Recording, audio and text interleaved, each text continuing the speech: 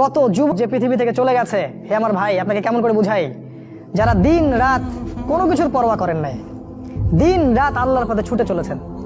ওই খালিদ বিন ওয়ালিদ রাদিয়াল্লাহু আনহুকে দেখেন, তিনি মৃত্যু সজ্জায় বলেছিলেন যে আমি জাহাদতু কাযা ওয়া কাযা, আমি যে কতই না যুদ্ধ করেছি আল্লাহর পথে, আমার শরীরে এমন একটা দাগও নাই যেখানে মানে একটা জায়গাও বাকি নেই আমার শরীরের মধ্যে যেখানে কোনো তরবারির আঘাত নাই বা বর্ষার ছোঁয়া নাই।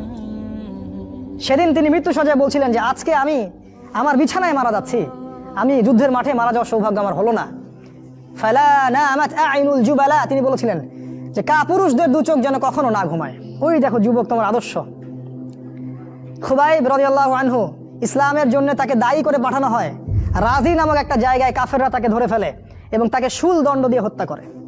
খুবাইব রাদিয়াল্লাহু আনহুকে যখন শুল দেওয়া হচ্ছিল তিনি বলছিলেন, এই কবিতাটা ভালো করে পড়বা, রাহিকুল মাকতুম বই আছে, লাস্তু উবালিহি না উক্তালু মুসলিমান। তাকে যখন শুল দণ্ড দেওয়া হচ্ছে, শুল দণ্ড মানে বোঝো, পিছন দিয়ে মানে লৌহ দণ্ড প্রবেশ করিয়ে মাথা দিয়ে বের করে দিত, কঠিন দণ্ড, একটা ফাঁসি টাসির চেয়েও ভয়ঙ্কর। এই শুল দণ্ড তাকে দেওয়া হচ্ছে এবং বলা হচ্ছে তুমি কি চাও তোমাকে ছেড়ে দেই আর মুহাম্মাদকে তোমার জায়গায় শুলদণ্ড দেই? কাফেররা বলেছিল। আর এই যুবক বলেছিলেন যে আমার জীবনের বিনিময়ে নবীর একটা চুলের আঘাত পাক সেটাও আমি চাই না। দোয়া করছে আল্লাহ আমার মৃত্যুর সংবাদটা নবীকে পৌঁছে দিও। আল্লাহ পাক সেটা পৌঁছে দিলেন। রাসূল মদিনা থেকে খবর পেয়ে গেলেন যে খুবাইবকে হত্যা করা হয়েছে। তিনি তখন কবিতা আবৃত্তি করছিলেন যে লাস্তু উবালিহি না উক্তালু মুসলিমান, আমি কোনো পরোয়াই করি না যখন আমাকে মুসলিম হিসেবে হত্যা করা হচ্ছে। আলাই জামিন কানা লিল্লাহি মাসরাই, আমাকে যেদিকেই পাশ ফেরানো হোক না কেন সেটা আল্লাহর জন্যই।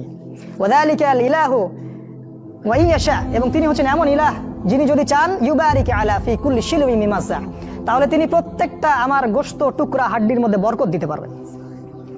এই কবিতা বলতে বলতে তার জান চলে যায়। এই যে তোমার আদর্শ, কখনো ভেবেছো তাদেরকে নিয়ে? তারা তোমাদের সুপার হিরো।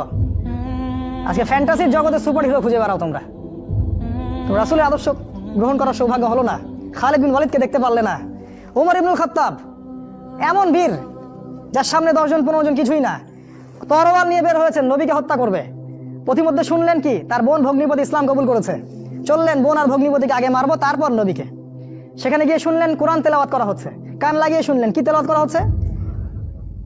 জিজ্ঞাসা করলেন কি তেলাওয়াত করছো? তারা বললো যে আমরা কিছুই তেলাওয়াত করছিলাম না। তিনি মারধর শুরু করলেন, এক পর্যায়ে একটা কাগজ বের হয়ে আসলো, ওই যে নুসখা, সেখানে লেখা ছিল সূরা তাহা।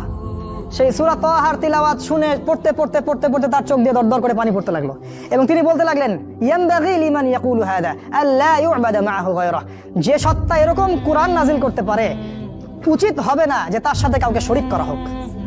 বললেন শাহিদতু আল্লা ইলাহা ইল্লাল্লাহ ওয়া আন্না মুহাম্মাদান রাসূলুল্লাহ, আমি সাক্ষ্য দিচ্ছি আল্লাহ ছাড়া কোনো মাবুদ নাই এবং মুহাম্মদ আল্লাহর রাসূল সাল্লাল্লাহু আলাইহি ওয়াসাল্লাম। খুযুনি ইলা রাসূলিল্লাহি ওয়া আসহাবিহি, আমাকে আল্লাহর রাসূল এবং সাহাবীদের কাছে নিয়ে চলো, আমি ইসলাম কবুল করব এখনই গিয়ে। সেখানে গিয়ে নবীকে বললেন ইয়া রাসূলুল্লাহ আমি জিতুকা উমিনু বিল্লাহি ওয়া রাসূলিহি, আমি আপনার কাছে এসেছি আল্লাহ এবং আপনার প্রতি ঈমানদার হয়েই এসেছি।